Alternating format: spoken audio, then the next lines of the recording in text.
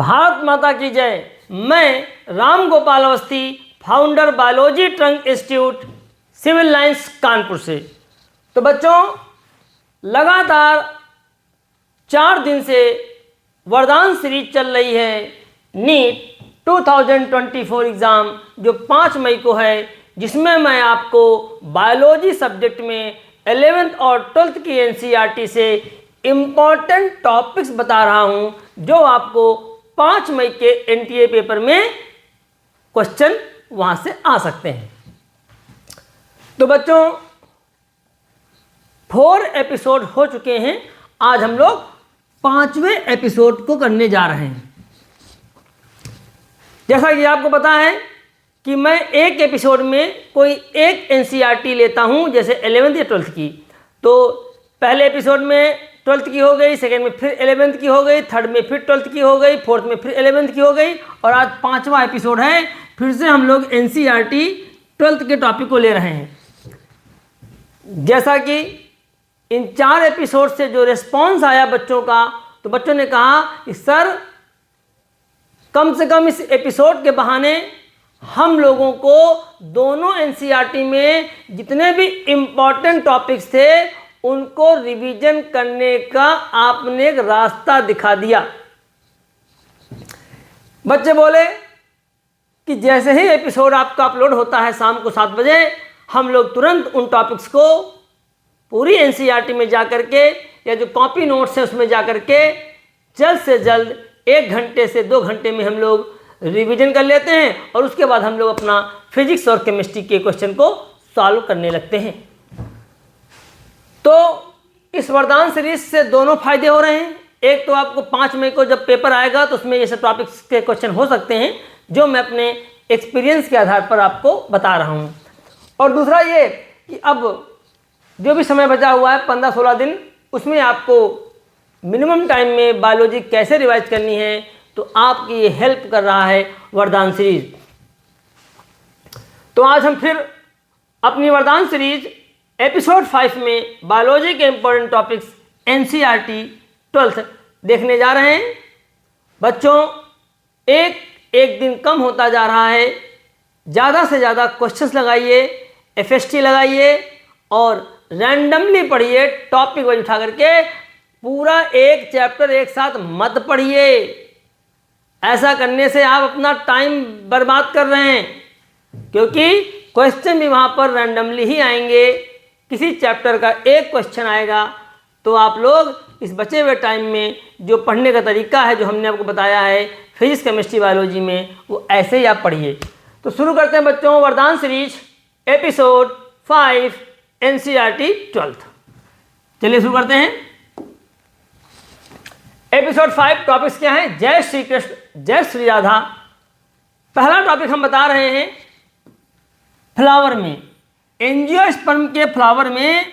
बच्चों, अब आपको मेल रिप्रोडक्टिव पार्ट्स पढ़ना है, जिसमें एंथर, माइक्रोस्पोरेंजियम, एंथर की वॉल और टैप्टम, ये सब दिया गया है। और इसको आप पढ़ें, और हो सकता है यहाँ से आपको कोई एक क्वेश्चन 5 मई के एग्जाम में मिल जाए।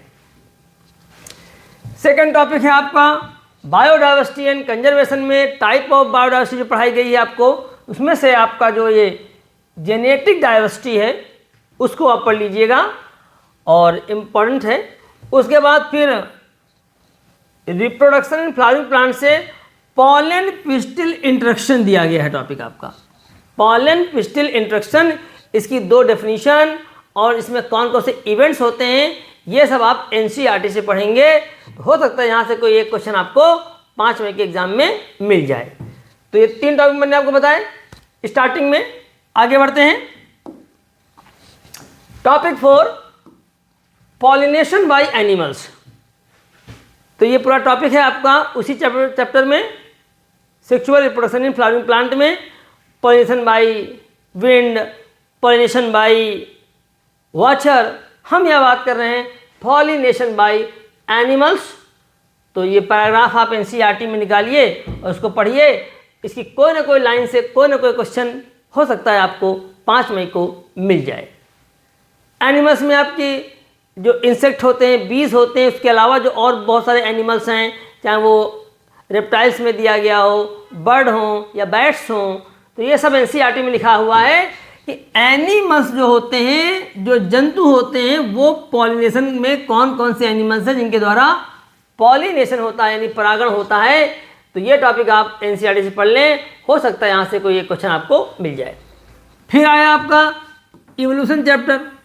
इवोल्यूशन में आपको एडाप्टिव रेडिएशन एक टॉपिक दिया गया है और उसको अच्छे से पढ़ लीजिएगा। 2 जगह ये टॉपिक बुक में दिया गया है, दोनों जगह आपको आप इसे अच्छे से पढ़ लें। क्लियर बच्चों? तो ये हो गया आपका 5वां टॉपिक। टॉपिक 6 है microbes in production of biogas. तो चैप्टर है आपका माइक्रोब्स एंड ह्यूमन वेलफेयर वाले चैप्टर में माइक्रोब्स का जो प्रोडक्शन बायोगैस में है वहाँ जाइए। बायोगैस कौन कौन सी होती हैं, बायोगैस कैसे बनाते हैं, उसका कंपोजिशन, तो एनसीईआरटी से जाकर के microbes in production of biogas पढ़ लीजिए। टॉपिक 7 आता है discoverer related to DNA. DNA से रिलेट करने वाले जितने भी डिस्कवरर हैं एनसीईआरटी में दिए गए हैं, चाहे वो एफ माइकर हो, विल्किंस हो, फ्रैंकलिन हो, अरविंद चारगाफ हो, वाटसन और क्रिक। तो डीएनए से रिलेटेड जितने भी डिस्कवरर हैं, खोजकर्ता हैं, उनको याद कर लीजिएगा। हो सकता है इनमें से कोई एक क्वेश्चन आपको नीट के पेपर में मिल जाए। तो ये थे आपके 7 टॉपिक्स और अब हम आगे बढ़ते हैं, अपनी स्लाइड को आगे बढ़ाते हैं। Topic 8 genetic code. तो जेनेटिक कोड की जो प्रॉपर्टीज हैं वो और जो चार्ट बना हुआ है जेनेटिक कोड का टेबल, उसको आप देख लीजिएगा। और खासकर जेनेटिक कोड में जो डिस्कवरी से एक पार्ट है जिसमें कौन से साइंटिस्ट वगैरह पार्टिसिपेट किए थे वो देख लीजिएगा। 9 टॉपिक है मल्टीपल एलील्स और ये मैंने लिखा है वेरी इंपॉर्टेंट। तो मल्टीपल एलील्स एक टॉपिक है आपका जेनेटिक्स में, तो उसका कोई क्वेश्चन हो सकता है इस बार, मुझे लग रहा पेपर में होना चाहिए। देखिए, ये हम अपने एक्सपीरियंस और 2023 और 22 के पेपर के बेस पर एनालिसिस करने के बाद बताते हैं। टॉपिक आगे पीछे भी आ सकते हैं। बस ये हो गया कि इतने टॉपिक्स हम आपको जब 7 एपिसोड कंप्लीट करेंगे तो 21 करके 147 को टॉपिक निकल करके आते हैं। और ऐसा तो है नहीं कि 147 में से, हमें तो पूरी उम्मीद है काफ़ी टॉपिक्स आपको मिलेंगे, कुछ चमत्कार वगैरह भी होगा। आप देखिएगा इन्हीं एपिसोड में कोई ऐसा चमत्कार हो सकता है, तो वो तो हम बात करेंगे जब 5 मई को आप एग्ज़ाम दे करके आएंगे उसके बाद। लेकिन कम से कम इसी बहाने आपको टॉपिक को पढ़ने का मौका तो मिल रहा है। तो मल्टीपल एलील्स भैया बहुत इंपॉर्टेंट है, इसको जरूर पढ़िएगा आप। इसकी हर एक लाइन पर ध्यान दीजिएगा, कोई भी लाइन एनसीईआरटी की नीट में आ सकती है। फिर आता टॉपिक 10 इनकम्प्लीट डोमिनेंस।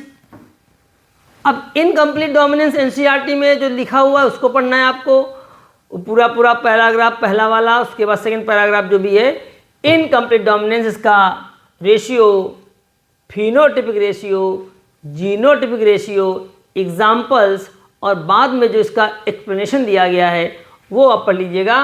तो ये हो गया आपके 10 टॉपिक। अब हम लोग आगे की ओर बढ़ते हैं। टॉपिक 11 है semi conservative replication of DNA. बहुत प्यारा टॉपिक है और बहुत दिनों से ये नीट एग्ज़ाम में नहीं आया है। शायद इस बार कोई किस्मत हो कि semi conservative replication of DNA का जो दिया गया है आपका टॉपिक, इसमें एक्सपेरिमेंट भी किया है मिचेल्सन एंड स्टाहल ने लाइट नाइट्रोजन और हेवी नाइट्रोजन को लेकर के, जिसमें आप लोग ने पढ़ा होगा कि N14 और N15 को लेकर के उन्होंने एक्सपेरिमेंट किया है। और उसमें उन्होंने 20 मिनट्स के बाद कितना डीएनए बना, 40 मिनट्स के बाद कितना बना, 60 मिनट के बाद कितना बना, 80 मिनट्स के बाद कितना बना, ये आप एक लोग अच्छे से देख लीजिए। टॉपिक 12 देखिएगा बच्चों, इवोल्यूशन ऑफ मैन। मैन का इवोल्यूशन, रामापिथेकस आपका जो भी वहाँ पर है, शुरुआत वहीं से हुई है। और उसके बाद फिर आपका जावा एपमैन, आपका ऑस्ट्रेलोपिथेकस, ये सब जो वहाँ पर दिए हैं, निएंडरथल, क्रो-मैग्नन, लास्ट की लाइन्स वगैरह। तो मैन का एवोल्यूशन, ह्यूमन का एवोल्यूशन कैसे हुआ है, ये एवोल्यूशन वाले चैप्टर में सबसे लास्ट का टॉपिक है, इसको पढ़ लीजिएगा। हो सकता है यहाँ से कोई आपको क्वेश्चन अब की बार नीट के पेपर में मिल जाए। टॉपिक 13 पे मैंने लिखा मलेरिया। तो मलेरिया जो एनसीईआरटी में दिया गया है उसकी लाइफ साइकिल बहुत ही कम दी गई है। आप बस वही लाइफ साइकिल पढ़ें, किसी दूसरे मॉड्यूल या टेक्स्ट बुक या किसी की ऑनलाइन क्लास जिसमें मलेरिया की लाइफ साइकिल पुराने ज़माने में, CPMT के ज़माने में जो बुक्स आती थी, टेक्स्ट बुक्स रमेश गुप्ता, उसमें जिस तरीके से डिटेल में दिया गया है मलेरियल पैरासाइट की लाइफ साइकिल, बच्चों वैसे डिटेल में आपको नहीं पढ़ना है, आपको केवल एनसीईआरटी की लाइफ साइकिल पढ़ना है। जब बच्चे हमारे यहाँ बड़ी बड़ी कॉर्पोरेट कोचिंग को छोड़ करके आए तो उन लोगों ने कहा कि सर मलेरिया जो डिजीज़ है, इसके जो पैरासाइट है मलेरिया का, प्लाज्मोडियम, उसकी लाइफ साइकिल बहुत डिटेल में हमको पढ़ाई गई। तब मैंने कहा बच्चों आपको केवल एनसीईआरटी से पढ़ना चाहिए था। तो पढ़ लीजिएगा, हो सकता है यहाँ से कोई क्वेश्चन अब की बार आपको नीट के पेपर में मिल जाए। आगे बढ़ते हैं। टॉपिक 14 है इन्नेट इम्यूनिटी। ऐसी इम्यूनिटी जो भगवान हमें बाय बर्थ देते हैं, हम लोग जन्म से ही वो इम्यूनिटी लेके पैदा होते हैं। तो इन्नेट इम्यूनिटी एक होता है जो हम लोग बाद में गेन करते हैं, एक्वायर्ड इम्यूनिटी। तो यहाँ पर आपको क्या पढ़ना है, इन्नेट इम्यूनिटी पढ़ना है, और जितना भी इन्नेट इम्यूनिटी लिखा हुआ आप उसको पढ़ लीजिएगा। हो सकता है आपको यहाँ से कोई क्वेश्चन मिल जाए। डिजीज की बात कर रहे हैं तो पिछले एपिसोड में भी मैंने आपको बैक्टीरियल, फंगल, वायरल, प्रोटोजोन, तो जो डिजीज दी गई हैं इनको अच्छे से पढ़ के जाइएगा। हो सकता है यहाँ से आपकी बार एक या दो क्वेश्चन आपको मिल जाएं।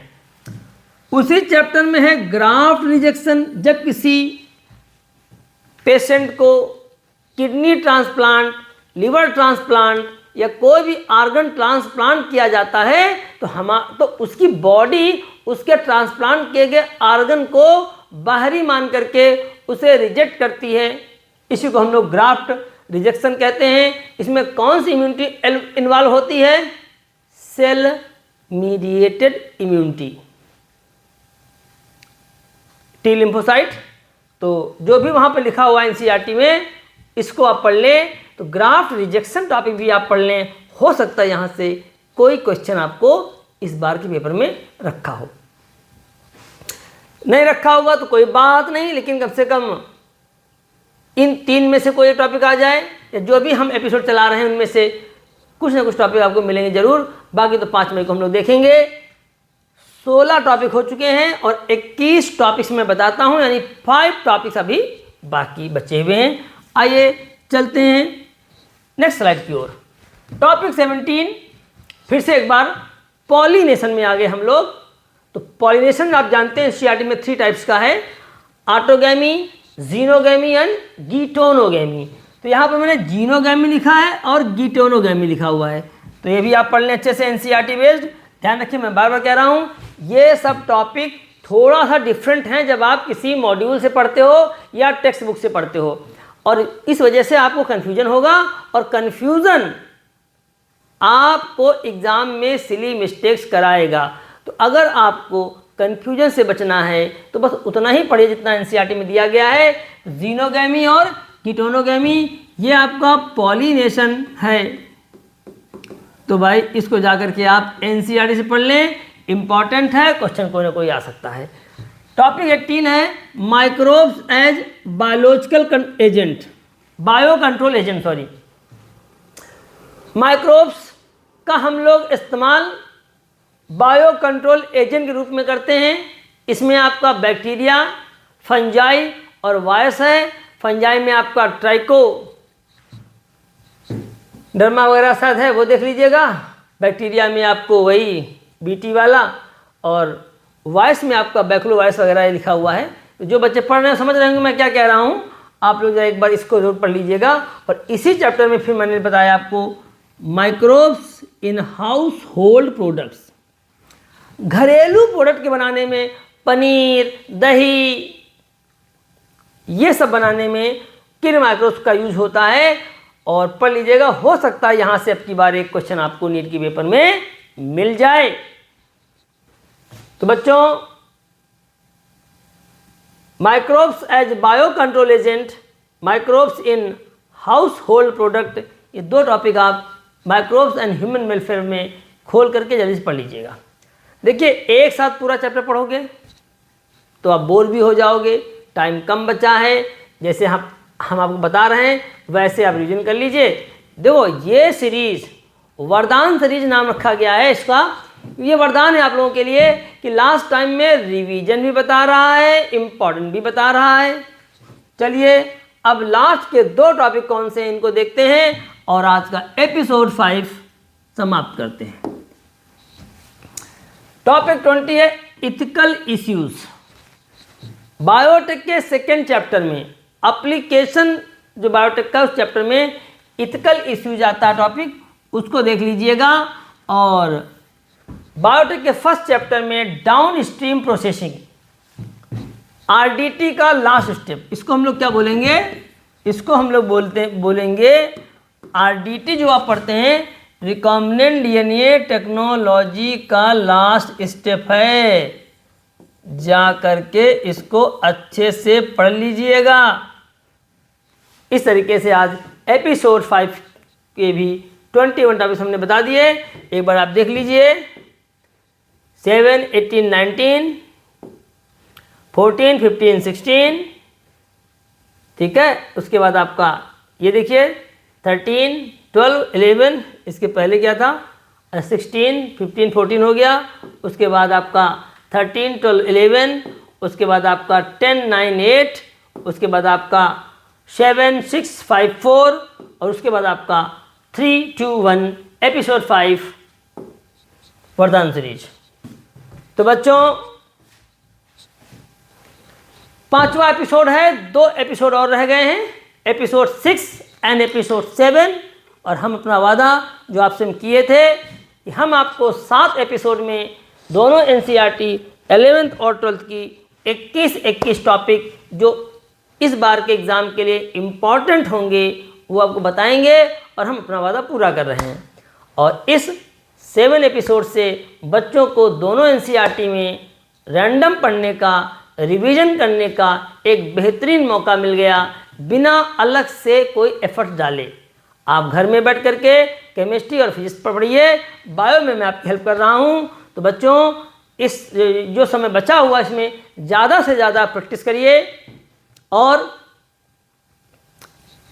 जो भी आपके मिलने जुलने वाले बच्चे हों, उन्हें नीट की तैयारी के लिए, जो नेक्स्ट ईयर के लिए अगर सोच रहे हैं, तो उन्हें आप बता सकते हैं बायोलॉजी इंस्टीट्यूट के बारे में। जैसा कि आप सबको पता ही होगा कि हम यहाँ पर एनसीईआरटी बेस्ड पूरा पैटर्न लेके चलते हैं। और फिजिक्स हो चाहे केमिस्ट्री हो, नई और फैकल्टी आ रही हैं यहाँ पर। तो और हो सकता है इस बार से हम कुछ बच्चे संपर्क में हमारे आए हैं, हम जेई भी शुरू करें। तो बच्चों, उम्मीद करते हैं कि आप अपने घर में रहते हुए बहुत अच्छे से 5 मई को होने वाले एग्ज़ाम के लिए पढ़ रहे होंगे, एफएसटी लगा रहे होंगे, ज़्यादा से ज़्यादा क्वेश्चन कर रहे होंगे। और ईश्वर आप पर अपनी कृपा बनाए रखे, आप के डॉक्टर बनने का सपना साकार हो। मेरे इसी वेल विशेष के साथ हम 2 एपिसोड और आपको बताएंगे। उसके बाद 1-2 क्लास किसी और पैटर्न पर हम आपको बताएंगे 5 मई के पहले। हो सकता है उससे भी आपका बहुत फ़ायदा हो जाए, तो आप जुड़े रहिएगा हमारे साथ। इन 7 एपिसोड के बाद कुछ और नया मैं धमाका करूंगा, जिसमें आपका बहुत बड़ा बेनिफिट होने वाला है बायोलॉजी के सब्जेक्ट में 5 मई को जो एग्ज़ाम होगा। क्लियर बच्चों? चलते हैं। भारत माता की जय।